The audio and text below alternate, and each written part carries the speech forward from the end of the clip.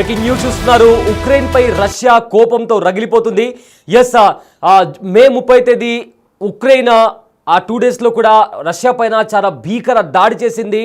గత 3 సంవత్సరాలుగా జరుగుతున్న యుద్ధంలో ఎన్నడూ చేయని రీతిలో కూడా ఉక్రెయిన్ రష్యా పైన దాడి చేసింది. ఈ దాడిలో రష్యాకు భారీగా ఆస్తి నష్టం కలిగింది.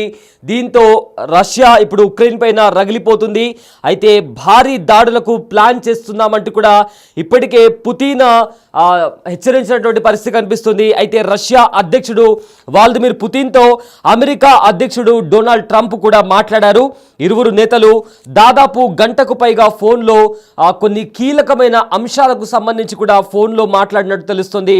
అయితే రష్యా భూభాగంలో ఇటీవల ఉక్రెయిన్ చేపట్టిన సాహసోపేతమైన డ్రోన్ దాడి ఘటన వీరి మధ్య ఏదైతే ఉందో ఆ చర్చకు దారితీసింది. ఉక్రెయిన్ రీసెంట్గా దాడి చేసిన సంగతి మనకు తెలిసిందే. సో దీనికి సంబంధించి కూడా వీళ్ళిద్దరూ ఫోన్లో సంభాషించినట్లు కూడా తెలుస్తుంది. దీనికి రష్యా గట్టిగా బదులు తీర్చుకోవాల్సి ఉందని కూడా పుతిన్ పేర్కొన్నట్లు ట్రంప్ వెల్లడించారు. ఈ మేరకు ట్రంప్ తన సోషల్ మీడియాలో కూడా ఈ మాటని ప్రస్తావించారు. ఏదైతే వాళ్ళిద్దరి మధ్య ఫోన్లో సంభాషణ జరిగిందో దానికి సంబంధించి కూడా వాళ్ళిద్దరూ ఏం మాట్లాడుకున్నారో అనే దానికి సంబంధించి ట్రంప్ కూడా మాట్లాడడం జరిగింది. అయితే దానికి సంబంధించిన ఆ పోస్ట్ని కూడా మనము బిగ్ టీవీ స్క్రీన్ పైన చూస్తున్నాము. ఇస్తాంబుల్ వేదికగా రష్యా ఉక్రెయిన్ మధ్య మరోసారి శాంతి చర్చలు జరగనున్న వేళ స్పైడర్ వెబ్ పేరుతో గత ఆదివారం గతంలో ఎన్నడూ లేని రీతిలో ఉక్రెయిన్ భారీ ఆపరేషన్ చేపట్టింది. ఏకంగా రష్యా భూభాగంలోకి కంటైనర్లతో డ్రోన్ను తరలించి వైమానిక స్థావరాల లక్ష్యంగా ఉక్రెయిన్ దాడులు చేపట్టింది. ఈ ఘటనలో రష్యాకు చెందిన 41 యుద్ధ విమానాలు, పలు ఎయిర్ బేస్లు ధ్వంసమయ్యాయి. రష్యా భూభాగంలోని 4000 కిలోమీటర్ల దూరంలో ఉన్న ఇర్కుట్ ప్రాంతంలోని వైమానిక స్థావరంలోకి వెళ్ళి మరి డ్రోన్లతో దాడి చేసింది ఉక్రెయిన్. ఈ దాడిలో Tu-95, Tu-22 M3 బాంబర్లు, కీలకమైన AN-50 ఎయిర్ క్రాఫ్ట్లు ఈ ఘటనలో ధ్వంసమయ్యాయి. అయితే 3 ఏళ్లకు పైగా కొనసాగుతున్న యుద్ధంలో ఈ ఘటన మాస్కోకు పెద్ద కుదుపు కాగా ఉక్రెయిన్ దళాలకు మరింత ఎనర్జీ అనుకోవచ్చు, మోటివేషన్ అవ్వచ్చు అని కూడా ఇప్పటికే కొన్ని అంతర్జాతీయ విశ్లేషకులు కూడా తెలుపుతున్నారు. ఉక్రెయిన్ ఇంకా రష్యా మధ్య ఏదైతే యుద్ధ వాతావరణం కనిపిస్తుందో అది మరింత తీవ్రతరమైంది. దీనికి సంబంధించి కూడా ఏదైతే దాడి చేసిందో ఉక్రెయిన్ రష్యా పైన ఆ దాడికి సంబంధించి కూడా ఇప్పటికే పుతిన్ ఇంకా ట్రంప్ మధ్య ఒక సంభాషణ నడిచింది. వాళ్ళిద్దరూ ఫోన్లో కూడా మాట్లాడుకున్నారు. వాళ్ళు ఆ సంభాషణలో అసలు ఏం మాట్లాడుకున్నారు దానికి సంబంధించి ట్రంప్ పుతిన్కి ఏం చెప్పారు అండ్ పుతిన్ ట్రంప్కి ఏం చెప్పారు, ఆ కంప్లీట్ కాన్వర్సేషన్ని కూడా వాళ్ళిద్దరూ దానికి సంబంధించి కూడా ట్రంప్ తన సోషల్ మీడియా వేదికగా కూడా పంచుకున్నారు. అయితే ఏదైతే ఇద్దరి మధ్య శాంతి చర్చలు జరగాల్సిన నేపథ్యంలో కూడా కంప్లీట్గా కూడా టర్కీలో ఈ పీస్ టాక్స్ జరగాల్సి ఉంది. అండ్ కరెక్ట్ అప్పుడే ఉక్రెయిన్ దాడి చేయడం, దాని తర్వాత ఆ శాంతి చర్చలు కూడా విఫలమవ్వడం, దాని తర్వాత ఖచ్చితంగా ప్రతికార్య చర్య ఏదైతే ఉంటుందో అది చాలా గట్టిగా ఉంటుంది. దాన్ని ఉక్రెయిన్ కోలుకోలేదు అంటూ కూడా పుతిన్ చాలా సీరియస్గా వార్నింగ్ ఇచ్చారు. అయితే ఈ నేపథ్యంలో ఖచ్చితంగా అణుబాంబులతో రష్యా ఉక్రెయిన్పై దాడి చేస్తుందా అనే కోణంలో కూడా ఇప్పుడు చాలా చర్చ నడుస్తుంది. ఒకవేళ అదే కనుక జరిగితే ఇది కాస్త 3వ ప్రపంచ యుద్ధానికి దారితీస్తుందంటూ కూడా చాలా ప్రపంచ దేశాలు అదేవిధంగా చాలామంది నిపుణులు కూడా అంచనా వేస్తున్నారు. అయితే ఇదే నేపథ్యంలో ట్రంప్ కూడా చొరవ తీసుకొని అటు పుతిన్ని అదేవిధంగా ఇటు జెలెన్స్కీని కూడా వార్న్ చేస్తున్నారు. ఏకంగా పుతిన్ని ఉద్దేశిస్తూ పుతిన్ ఒక పిచ్చి పట్టిన వాడిలా బిహేవ్ చేస్తున్నాడంటూ కూడా చురకలంటించారు ట్రంప్. ఆ తర్వాత జెలెన్స్కీని కూడా వెనక్కి తగ్గాలని కూడా కోరారు ట్రంప్.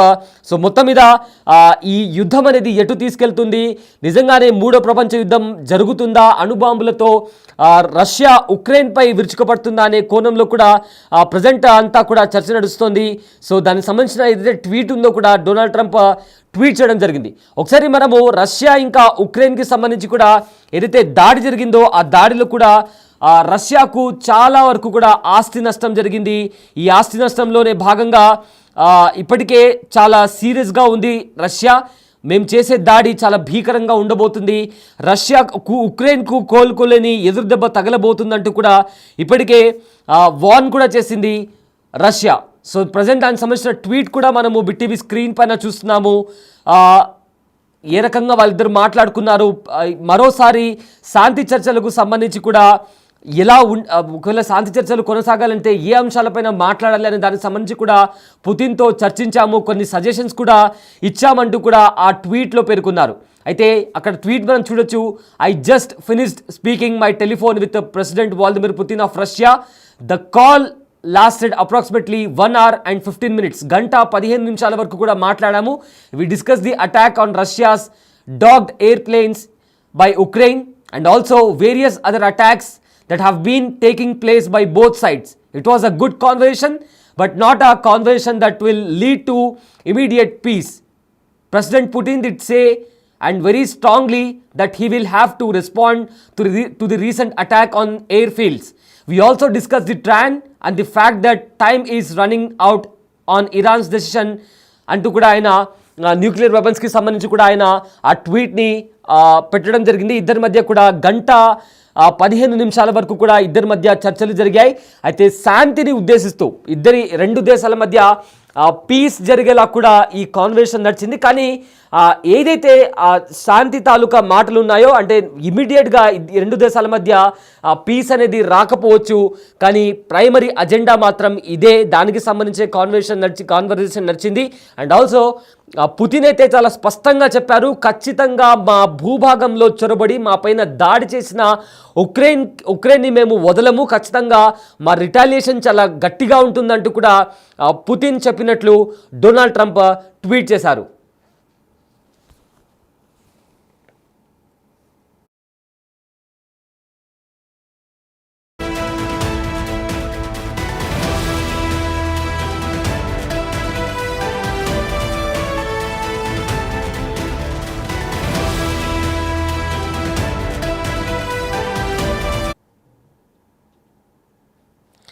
రైట్, రష్యాలోని 4 మిలిటరీ స్థావరాలపై ఉక్రెయిన్ డ్రోన్లతో వరుసగా భారీ దాడులు చేసింది. రష్యాతో యుద్ధం మొదలైన తర్వాత ఇదే అతిపెద్ద దీర్ఘశ్రేణి దాడి అని కూడా ఉక్రెయిన్ పేర్కొనింది. మొత్తం 40 రష్యా యుద్ధ విమానాలపై దాడులు చేశామని తెలిపింది ఉక్రెయిన్. రష్యాలోకి రహస్యంగా తరలించిన డ్రోన్ల ద్వారా ఉక్రెయిన్ ఈ దాడులు చేసింది.